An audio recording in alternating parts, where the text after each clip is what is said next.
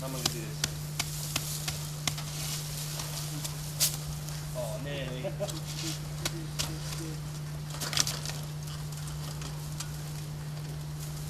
put it up here out of the way. Yeah, there's a bit more damage to come off, don't there? So we'll have to...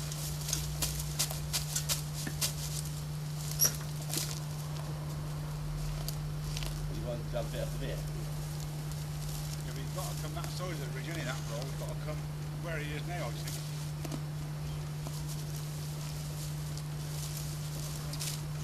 Got to come somewhere there, isn't it?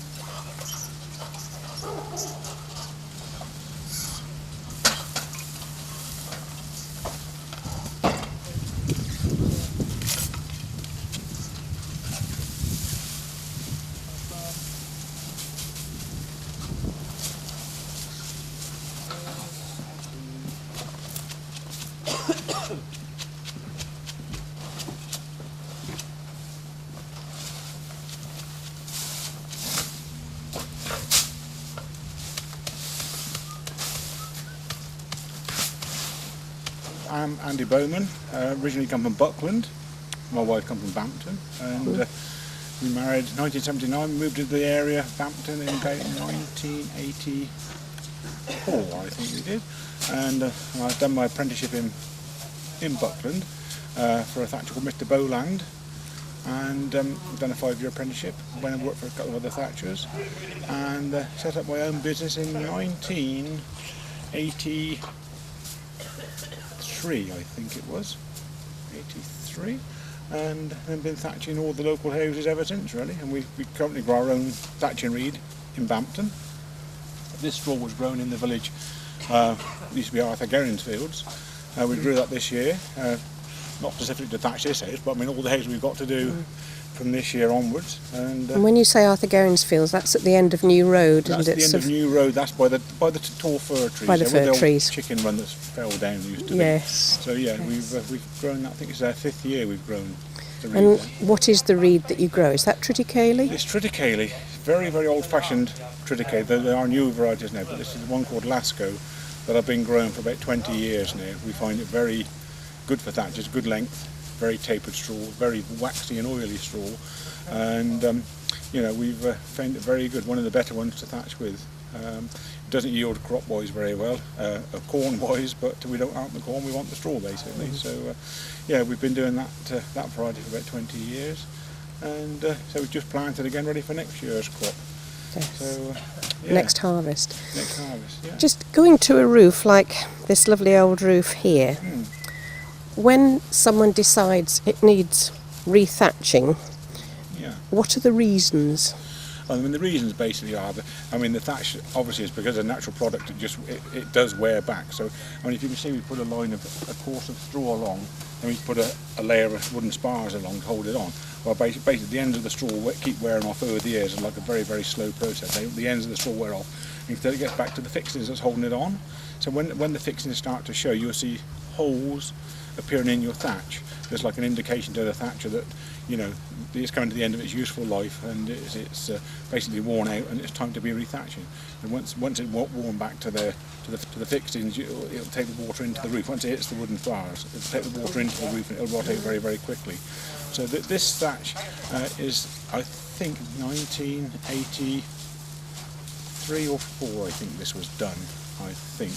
And is this a typical lifespan then, about 27 this years? is actually probably, yeah, I mean, for a straw thatch like this, you would expect to get 20 years, maybe 20 to 25, but anything over 20 is really quite an added bonus, really. I mean, because this roof is really not very featured, it's just a plain roof, it's got no hips or valleys or big windows in, and the pitch is very, very steep, so obviously the greater the pitch, the longer the life of the thatch, because the water will shed off quicker. All right. And it will just last longer. I mean, I don't know if you've noticed the front of the roof. I mean, the back obviously takes the facing more westerly. It takes more the rain and the weather. So the other side probably wasn't quite so bad as this side after 27 years.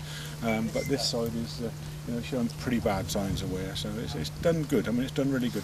We actually re-ridged this for Dr. Perry about 12 or 13 years ago to put a new ridge on. It's about halfway through the life of the thatch. You would have to re-ridge, or you should put a new ridge on, clean the thatch up, maybe put new wire netting on. So it's your maintenance you should do through the life of the thatch. So you renew the netting as well in that You period? renew the netting as well, yeah. So you do any repairs need to be done, new ridge, new wire, any repairs, and that will prolong the life of the thatch for quite a few years.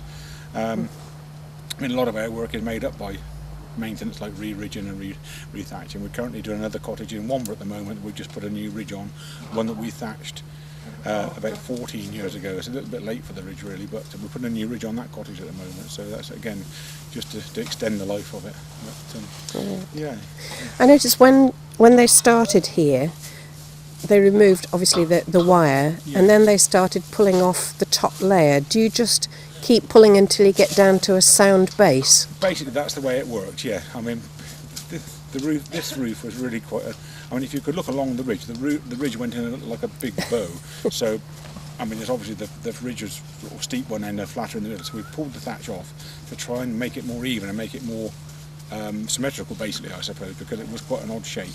I mean, it's a straightforward shaped roof, so it should be a straightforward pitch, but it wasn't, because it's been built up so many years. Obviously, been put thicker on one side, not the other. So we've pulled one coat off of here so far. The other side on the front, I've actually taken 3 coats off so far. Gosh. So the last coat was the cone wheat straw. Then the coats underneath it are the old-fashioned long straw way of thatching, which would be more like brick thatching.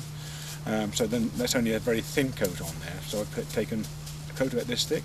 I've taken 2 coats about this thick. So I've taken about that much thatch off the other side so far.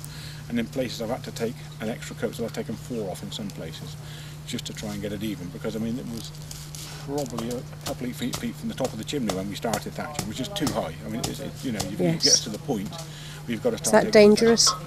Well, it's not dangerous Sparks? in the sense, but it could be dangerous with sparks. But I mean, the thatch gets too heavy, and it looks all roof, and it's just not the right way to All be, the really. proportions look wrong. Absolutely, yeah. Right. Absolutely, yeah.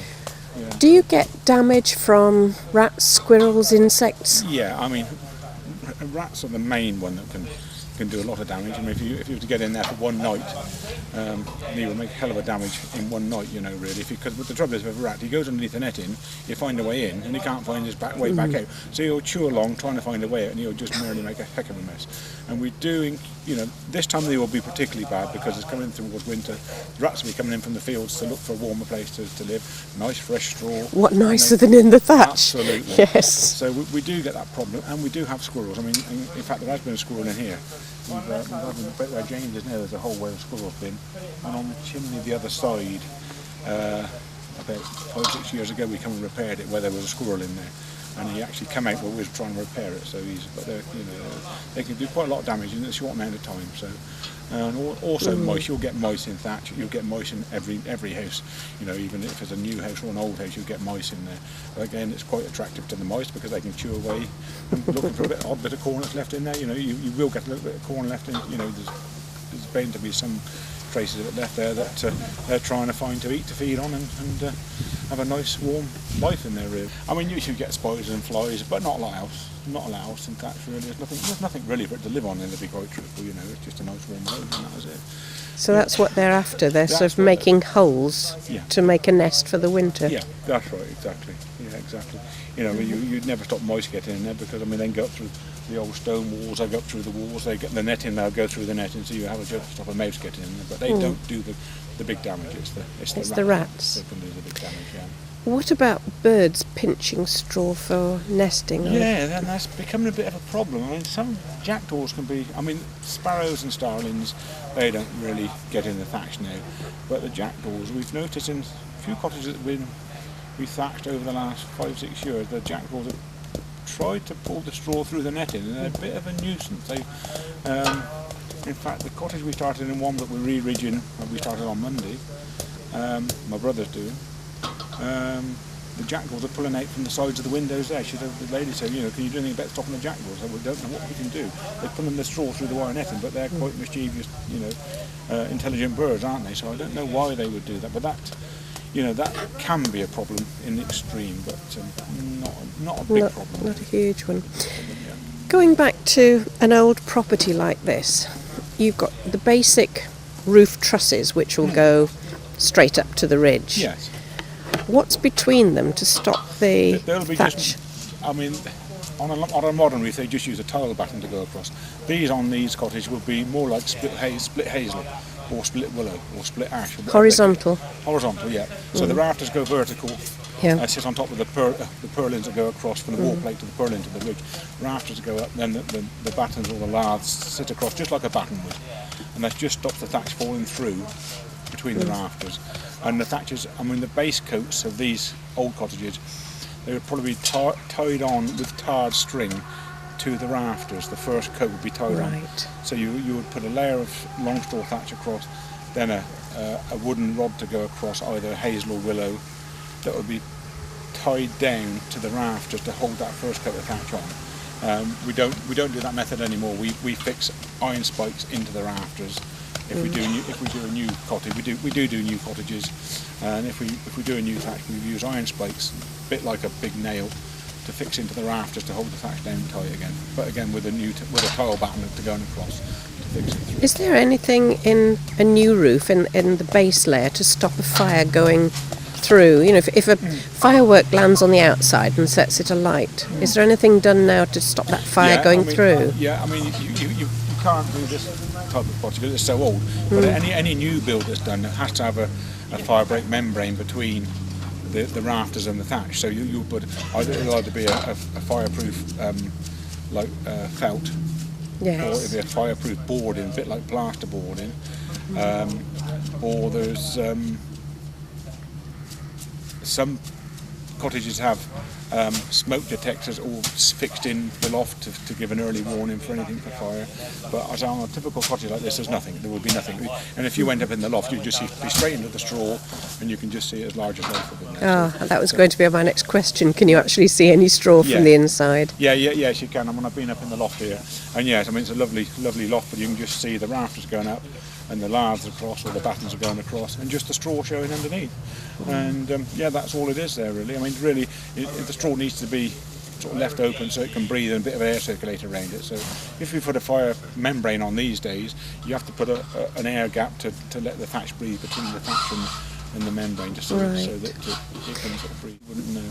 I know thatching is very, very old because I mean it's just. Well, it grows, doesn't it? It's something you can use. Yeah, of course it is. That's right. Yeah, exactly. I mean, So in the fens they use reed, don't water they? reed, yes, or Norfolk reed most people know as water reed. Yeah. Does the Norfolk reed and the triticale last about the same length of time? I mean, it's been water reed has been known to last up to 70 years. Gosh. But you say up in the fens in East Anglia where they use the water reed, I mean the roof pitches are very, very steep up there. As you come down the country, the pitches get slacker and slacker. You get into Devon and Cornwall, the roofs are very, very slack to thatch. So they reckon, up in Norfolk, known to last 70 years. But I would think material like this with a very deep roof would have probably 30 last 40 as years, well. But I don't know. I mean, they say it's meant to last a lot longer, and it probably would last quite a lot longer. But I mean, in certain circumstances, straw would be equally as good, I would have thought. I mean, I'm traditionally a straw thatcher. I mean, it's a straw area to thatch. Although we do a small amount of water reeds. Do you have to order it from the Norfolk area? Yeah, I mean, again, we don't get it from Norfolk. We have to get it. We import it from over Europe. Really? So, yeah, we've just done a. Do you want to move so that you're not being dazzled with the sun? So we've actually just done a water reed roof at a place called Chastelson, which is by Stow on the Wold. Yes. And that was a fire reinstatement that was actually burned down a year ago or so. And we put water reed back on that, and the water reed came from Austria. So we use Austrian water reed on that one. We use about 3,000 tons of reed. Very, very good quality reed, but I think, again, if we'd have put a good quality straw in there, I think we would have looked slightly better, more sympathetic for the cottage. And I was probably saying this because I'm a straw thatcher, not a reed thatcher, but yeah, I mean we do.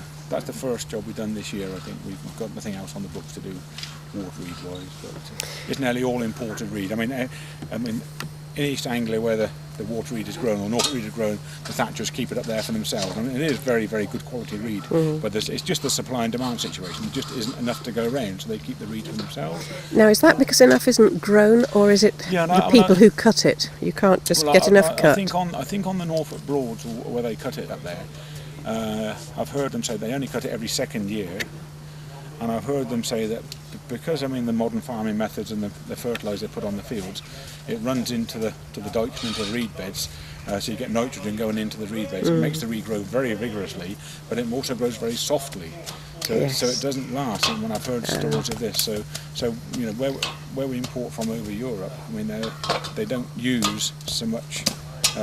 It's the fertilisers basically. Yes. So and I think it is. Up in Norfolk, I mean there is some very good reeds grown. But I mean, I think that's why I've heard that what happens up there. But yeah. Do you have a problem getting enough work? No, we've nearly always got a 9-month waiting list in front of us. That's good. There's 8 of us. When I always run 3 jobs at a time, there's 8 of us on the firm. And there's 4 of us here, and I've got another 2 chaps and another 2 chaps. So we normally run 3 jobs at a time. So no, we've got plenty of work. We travel round about a 30-mile radius from Bampton, so it takes us as far down as Wootton Bassett and farther, maybe Lynham way, and over Swindon, other side of Cirencester, as far as Banbury, Newbury. So it's a big area that we cover, and we've got more work than we can cope with, really, I suppose, in one sense. That's nice. Yeah, I mean, when you think of so many people out of work. Do you have any problem getting apprentices?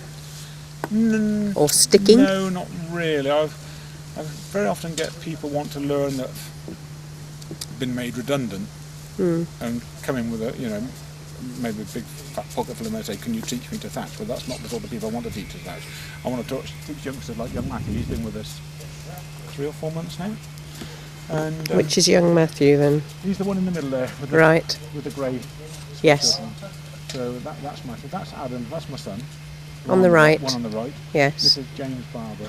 Again, a Bampton lad. He's been born and brought up in the village. And James was with me. He's been with me since he was 14. He'd done day release from school before he left school. He come for 1 day a week for about a year. Then the year before he left school, he come for 2 days a week. He was really keen to come along. So that's the sort of lad I want to learn to thatch. I don't want to learn somebody that's 35 years old with a pocket full of money wants to learn it. But I mean, it's a very not a romantic craft to learn, but it's a very nice craft to learn. Yes. And I don't want to, I want to teach people. And it's no good somebody coming from an office job thinking they can do a manual job. That's cruel on the hands. It's hard work. And It it's is. blooming cold in the winter. Yes. It's cold, and And the roof is a very drafty place. It is, and it's it's, when it rains, we sort of try to carry on the best we can. We don't do anything in the dry. There's nothing in the dry we can do. There's no thatching in the dry. No. So we work outside all year. We don't have a season. We work, 52 weeks of the year. We work all the time, and so it is quite a tough old job. And I've been thatching. I've been thatching 37 years. I've been thatching. And I love the job. I just love just all I've ever done. You couldn't do it if you didn't like it. No, I just this sort of thing, and then sort of teaching the youngsters, and it's lovely. And I've got you said to me how much work I've done, and I've got a heck of a client base. I mean, because I've been around for so long, I've got, most people live in the same houses these days, in thatched cottages, and we just sort of keep going around every sort of 20 years or 25 years. We're just doing rethatches we done 25 years ago. So, it's Well, I've got to do the important bit, make keep the wood.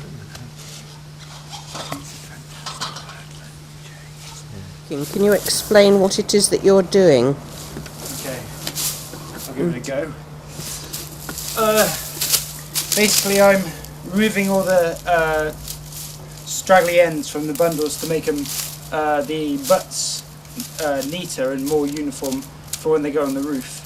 So then the thatcher has less of a job to get it all nice and smart looking. So just bump it down a couple of times on the concrete to get them all flat, and then anything that's kind of been squashed down, all the leaf is what the struggly bits is. It's all the leaf and all the rubbish can be just chopped off with a pair of shears.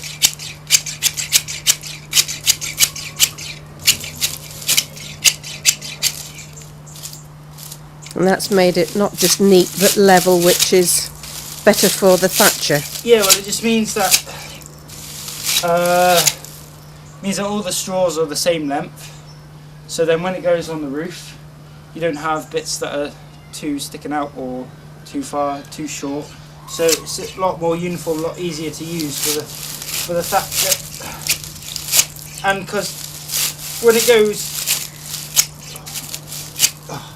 through the threshing machine, the comber, most of the leaf is taken off then by the machine, but it doesn't obviously get rid of every single bit. It's not perfect, so just a little snip with the shears just makes it easier to use. And then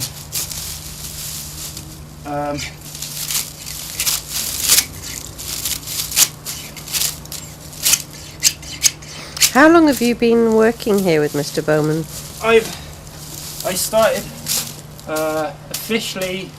I started with the harvest, so kind of July time. But I've done like work experience kind of with him. I did in June, because that's when he offered me the apprenticeship. Was that kind of time, June, July, and then I've done 2 harvests with him. I've done the last 2 years. I've done harvests with him, so I've known him for 3 years or whatever. So it was easy to come and just start with him. There was no nothing on. You felt very comfortable alongside him. Because he's I don't know, he's one of the best bosses I've ever had. So he's very easy to work with. He's not because he works with you. He's less of a boss and more of just like a colleague. So he just explains patiently and guides you through it. Yeah, and they're all like that. James and Adam are both the same. They both help me through learning. And you're hoping to stay with the job, are you? And not just this one, I mean stay as a thatcher. As a thatcher, yeah, I hope so. Yeah, I think this is what I should be doing for the long foreseeable future. I hope. So, and working with Andrew would be, I don't know, I think I'll stay with him for as long as I can. Stressing the straw up into a even sort of place so it all looks the same, nice and level. There you go. What you use it for? Just normal garden shears, just for trimming the coat off. Right. Normal mallet for hitting the spars in, making them go tight. Now, you're hitting what in, sorry? Hitting these are spars, they're just wooden spars. hazel spars twisted in the middle at the end. And they're hazel and they're twisted. Yeah, you put them in. Right, and then hammer them in. About how long are they? They're about 22, between 22 and 24 inches they're supposed to be. With the straight length, and then you've got about 11 going in. Yeah, so they're about that sort of length. So. And then they go in. Right. Now I notice you've got a horizontal layer of straw. This one? Yes. Well, that's you put a handful on, like that. Now what are you putting there to hold it in place? Oh, these are just a piece of metal with a ring on the end with a point, just called a thatching needles to hold it so it doesn't slip away. That's a thatching needle, right? Dress it in with your... Roughly done with your hand first. Yeah. And get another little piece of straw. Half it, end for end. And put that in across. Spars into it. That's what holds it on. Right. And then you dress it off with the legget again. Did you call that a legget? It's a legget or drift. It depends what part of the country you come from. It's got all sorts of different names. But it's most not normally named a legget. There you go. Right. Shear it off. Have you used my sparger? I've got some more spars, yeah? Tap them in. There you go. Do it all over again. Cradle there, and you can put the thatching straw, your tools, or Yeah, you put anything just anything in it. saves keep running up and down the ladder all the time. It makes Right. it a lot easier. So. Check the other end.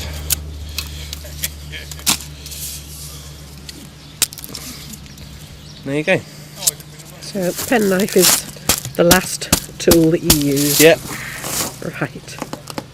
Longer than the other spars that I've seen you use. Yep, these are done especially for the ridge, so these are going to be exposed on the ridge. So they're just basically split hazel the same, but we call them runners. They'll fix along the top of the ridge, and then we'll put the spars through these to hold them down tight. So basically that's what they do, is just to hold the ridge on. So they're called runners, and that's it. Yep. Does that go over the top or along? Over the top of the ridge. Over So it. we've just put the pattern course along up there. You can see the pattern course up the ridge. What we call the pattern course of the skirt. Yes. Then we're going to put the wrap over, which is the long straw here. This is going to wrap right over the. So that straw is longer over there. Well, it's the same length straw, but it's been pulled out to make it look long, and we're going to bend it over the peak of the ridge to form the cap then, basically. And these are going to hold the turnovers onto the top of the thatch on the ridge to form the ridge. And do you try to make a pattern with them? No, this pattern will come with the spars. We'll do the crisscross pattern with the hazel spars. With the shorter ones? Yeah. Right. They'll be done. They'll be the ones that use it for the crisscross. They look a little bit thicker than the short spars. Yeah, these are thicker, purely to give a bit more strength. But they will still bend for you, will they? Yeah, they'll still bend. Yeah, they'll still bend if we want to bend. Although these are a little bit dry because they've been these are left from the last job. They're a little bit dry, but they won't make any difference when they'll still bend where we want them to bend. And they'll make a real nice tight ridge. Right, that's done, I reckon. Right, now.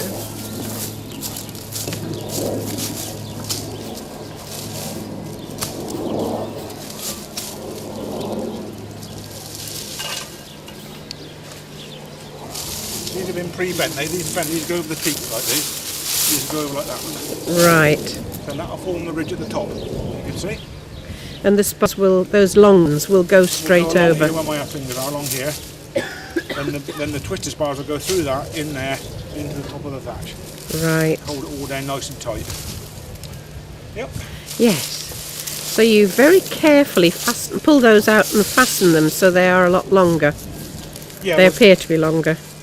Dad makes those at home. He has a little job. He makes those. He sits at home for hours on end, just basically pulling the straw apart. I mean, all we do is get, a big handful of straw, turn a little bit end for end, and basically just pull it apart. Right. And that's how we make the turnover to wrap over the top.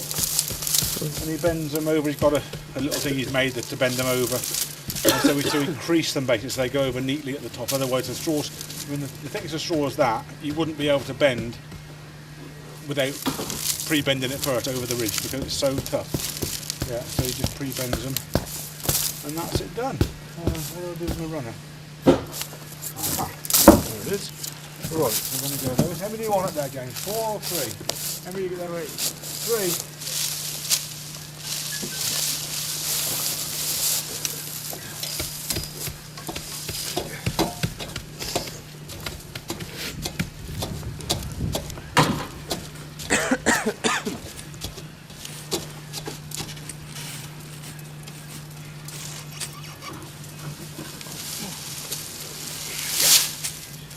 Right, do a couple of spars first.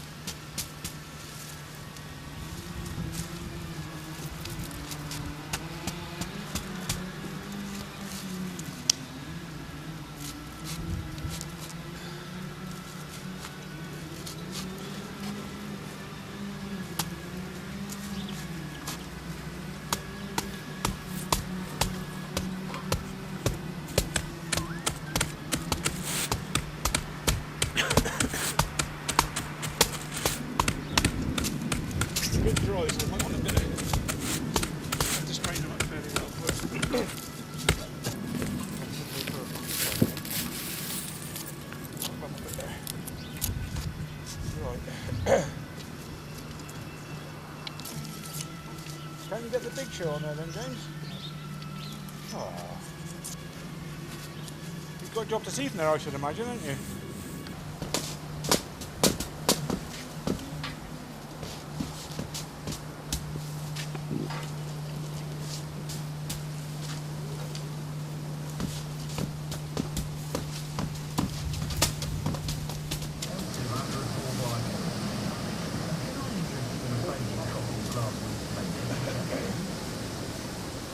Visit trading van and 4x4 supermarket at Shelwood Park Creek Road just off the A419 or online at austontrading.co.uk. The VH1 3D Spectacular starts tomorrow with up to 20% off throughout the store, including our fantastic Christmas gift shop, in-store and at vh1.co.uk.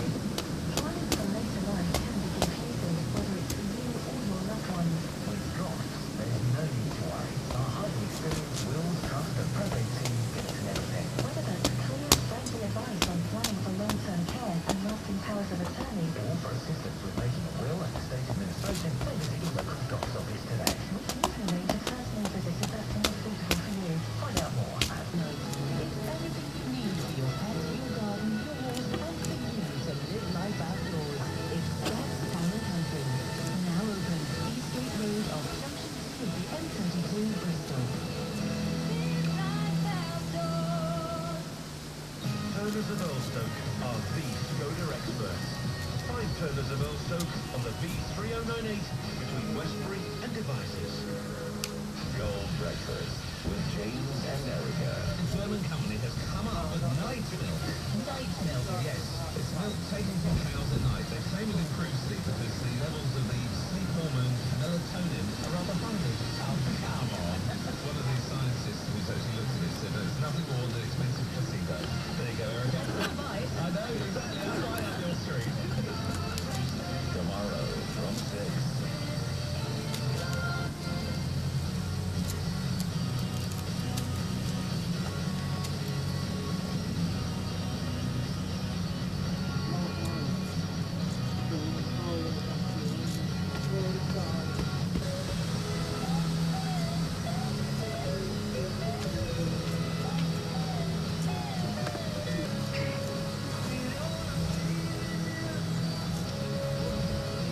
And that's just the way it was, isn't it?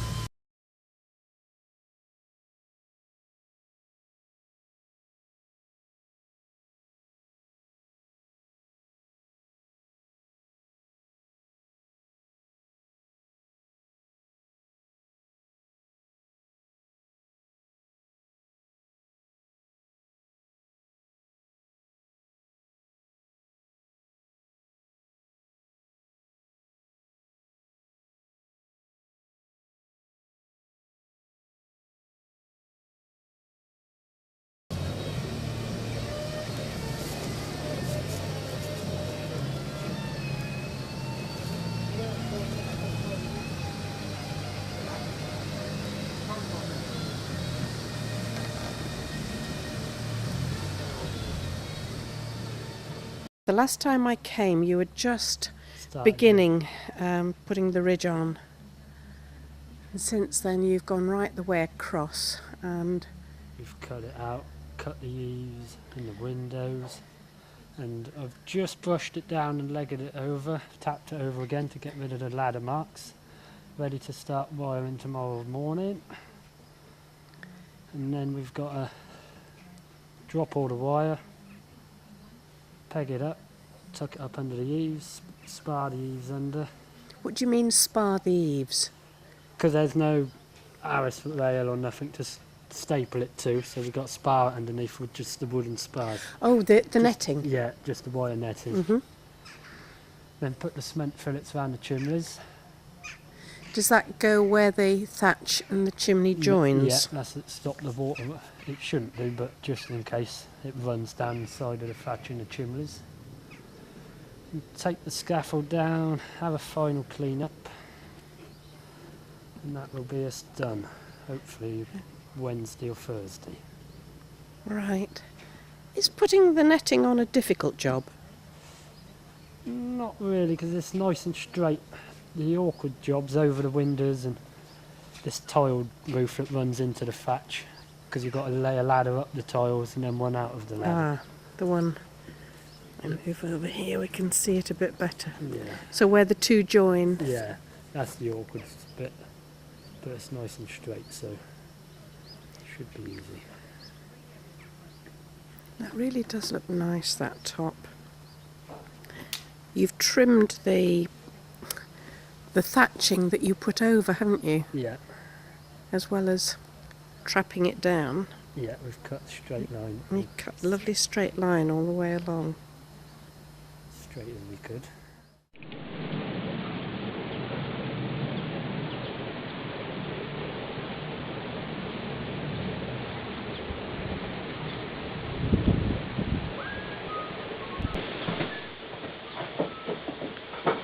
Another piece of netting will be added, and it'll be tucked right round and underneath to keep out of any rats and squirrels.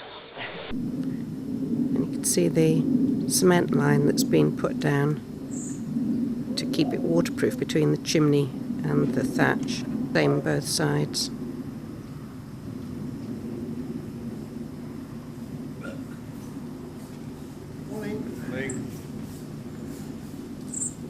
The back of the house, you can see the cement line again carried right over down the side of the chimney.